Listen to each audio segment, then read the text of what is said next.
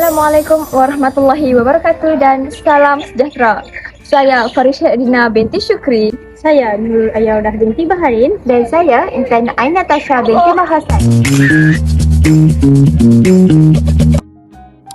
Kami ingin mempersembahkan syarahan yang bertajuk Memimpin Pembelajaran dalam Era Digital dan Kecerdasan Buatan AI, iaitu tugasan 2 BMMB 1134.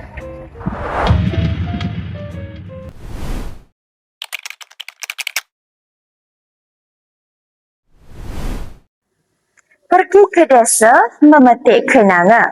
Harum baunya di tepi perigi. Ilmu dipimpin dengan bijaksana. Teknologi digarap demi generasi. Assalamualaikum warahmatullahi wabarakatuh dan salam sejahtera.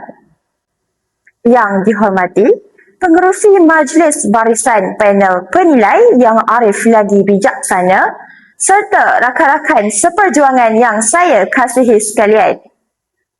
Alhamdulillah, setinggi-tinggi kesyukuran kita panjatkan ke hadrat ilahi kerana dengan limpah kurnianya dapat kita bersama-sama dalam simulasi pengucapan awam pada hari ini.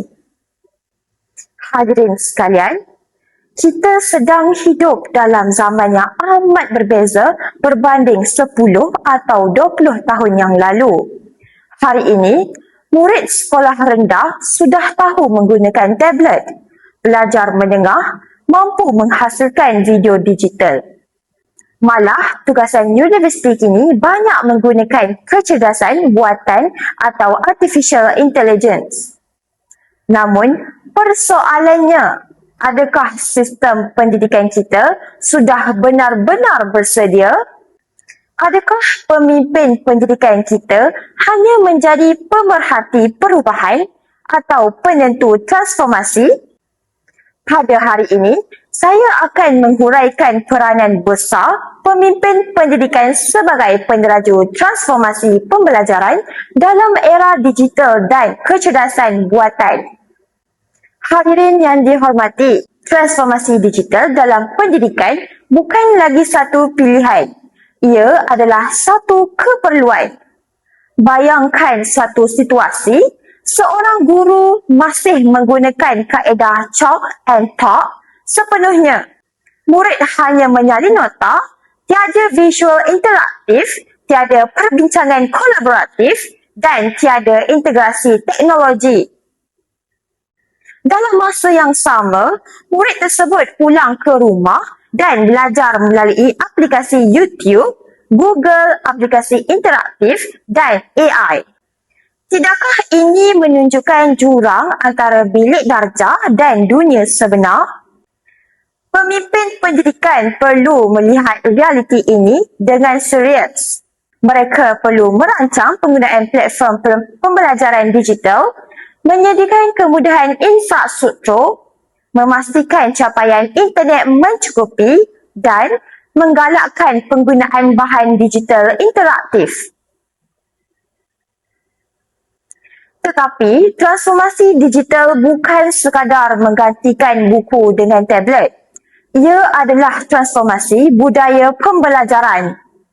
Daripada berpusatkan guru kepada berpusatkan murid. Daripada hafalan kepada pemikiran kritis, daripada pasif kepada aktif dan kolaboratif. Hadirin sekalian, kecerdasan buatan kini mampu menyemak karangan secara automatik, menganalisis prestasi murid, memberi cadangan latihan berdasarkan kelemahan individu dan menjana bahan pengenalan dalam beberapa saat. Namun, saya ingin bertanya, jika AI boleh menjawab soalan peperiksaan, adakah murid masih perlu berfikir? Jika AI boleh menulis esei, apakah peranan seorang guru?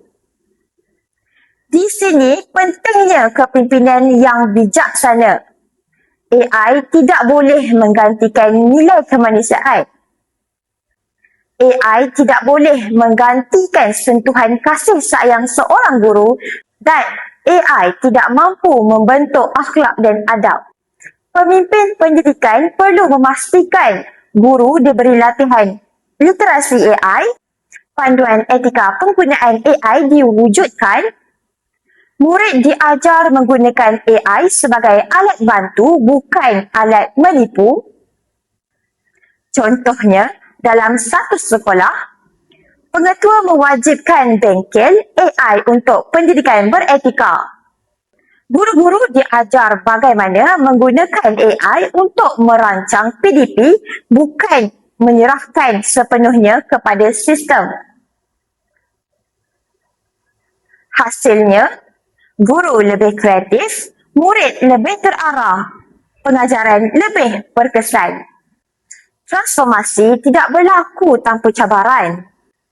Antara cabarannya, kekangan kewangan, infrastruktur luar, bandar yang terhad, sikap selesa dengan kaedah lama dan kebimbangan terhadap perubahan. Saya ingin bertanya, adakah kita mahu kekal selesa hari ini tetapi ketinggalan esoknya? Pemimpin pendidikan perlu berani membuat keputusan, berani berubah, berani belajar semula dan berani mengakui kelemahan. Seorang pemimpin digital bukan hanya tahu menggunakan teknologi, tetapi mampu mempengaruhi orang lain untuk berubah bersama. Kepimpinan bukan tentang jawatan. Kepimpinan adalah tentang pengaruh dan tindakan. Hadirin yang saya hormati, matlamat akhir transformasi ini adalah untuk melahirkan generasi masa hadapan yang celik digital, berfikiran kritis, kreatif dan inovatif dan beretika dan berintegriti. Bayangkan satu kelas di mana murid menggunakan AI untuk menganalisis data sains, mencipta prototipe digital, menghasilkan projek multimedia dan berkolaborasi dengan pelajar luar negara. Bukankah itu pendidikan yang sebenar-benarnya relevan? Namun, saya ingin tegaskan, teknologi tanpa nilai adalah bahaya. Sebab itulah pemimpin pendidikan mestilah memastikan keseimbangan antara teknologi dan akhlak. Jika pemimpin pendidikan gagal memimpin transformasi ini, kita akan melahirkan generasi yang hanya menjadi pengguna teknologi. Tetapi, jika pemimpin berani menajui perubahan, kita akan melahirkan pencipta teknologi. Pilihan itu berada di tangan kepimpinan hari ini. Tumbuh padi di tepi telaga, masak menguning indah berseri. Jika pendidikan dipimpin bijaksana, gemilanglah bangsa sepanjang hari. Sebagai kesimpulan, pemimpin pendidikan adalah nadi transformasi digital dan kecerdasan buatan dalam sistem pembelajaran. Mereka bukan sekadar pentadbir. Mereka adalah arkitek masa depan. Mereka adalah pencorak generasi. Marilah kita bersama-sama menjadi pemimpin yang berani berubah, berani mencuba dan berani memimpin transformasi ini. Kerana masa depan pendidikan tidak menunggu sesiapa. Sekian daripada saya. Wabillahi taufiq wal hidayah. Assalamualaikum warahmatullahi wabarakatuh.